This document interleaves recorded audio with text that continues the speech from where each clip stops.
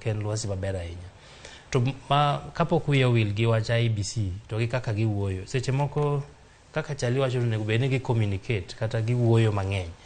Tapani gima duong' ahinya kendo en ni ang'o ma giwacho. Nikech seche ma omak ng'ato to in kaka jakom mar IEBC isewacho ni omak ng'atu, polis otimo marach, iseseyo nyaka obila gi tijgi.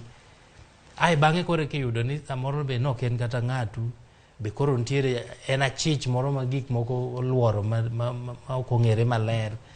Gik ma wuok e dho IEBC sani en gima onego pim ahinya. Ok onego giwuok gibokra boka ni giwinjo to gimbe gisewuoyo.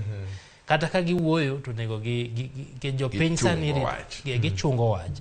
Gichalo refari manie pap to in min gi firimbi to kapok ineno isemak kudhe, isekudho firimbi di par, kore jotugo kia ni to refari ni eto kare bong'e tije mokwongo.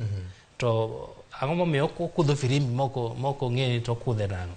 Omiyo IEBC nyaka chung wachgi ahinya nikech ma en gima wakete omendawa, ma en gima waserito kuom higni 5 to en yiero man gi anyawacho ni high stakes, weche ok yot e yiero ni. Omiyo nyaka gipim ni chalo final, ing'eni ka in refari ma timo adhula moko ma kor gwenga tinyalo tugo, inyalo timo makosa moko ariyo imilo rigo.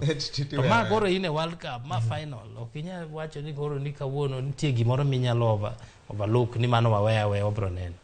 Omiyo an gima achich go en kaka IEBC wuoyo, gik ma giwacho nyalo chocho yiero mawang'ni kendo ji koro ok bed gadier nikech en refari. Gima Chebukati wacho en gima lich ahinya nikech kowacho ni obila otimo gimoro ma koro dhi miyo yiero